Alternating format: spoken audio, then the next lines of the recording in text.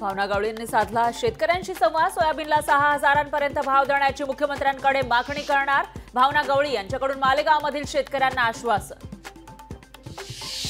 राज्यात साखर हंगामाची सुरुवात होण्याचे संकेत। राज्यामध्ये नोव्हेंबर नंतरच ऊस गाळप हंगाम सुरू होणार। कर्नाटकात 15 नोव्हेंबरला सुरू होणार ऊस गाळप हंगाम।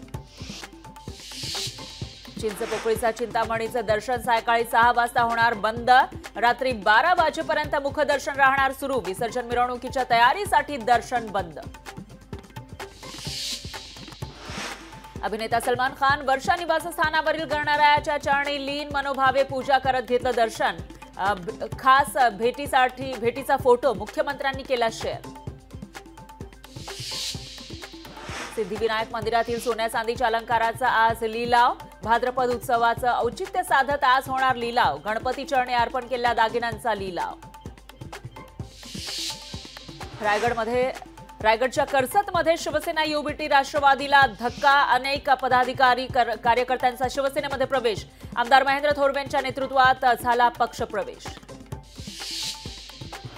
मुंबई ते बंगळुरू महामार्गाबाबत नितीन गडकरींची मोठी घोषणा। 6 महिन्यात 14 पदरी महामार्ग तयार होणार। पुण्यातील वाहतूक कोंडीचा प्रश्न सुटण्याचा केला दावा। शक्तीपीठ महामार्गाला केवळ 2 जिल्ह्यांचा विरोध। कोल्हापूर आणि नांदेड वगळता इतर जिल्ह्यांकडून महामार्गाची मागणी। शेतकऱ्यांशी संवाद साधून विरोध दूर करण्याचे रस्ते विकास महामंडळाचे आदेश।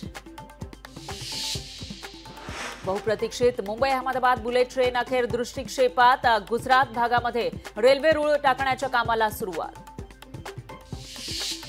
मालेगावमधील विविध बंधारे तलाव नदीला वाहिला श्रीफळ। तालुक्यामध्ये राबवला नाविन्यपूर्ण बंदिस्त पाईपलाईन प्रकल्प। मंत्री दादा भुसेंच्या हस्ते जलपूजन संपन्न। भारत बांगलादेशमधील संबंध तणावात। माजी पंतप्रधान शेख हसीना सत्तेतून बेदखल झाल्यानं संबंधांवर परिणाम। लोकशाही मराठी ऐका, पहा, जागरूक रहा।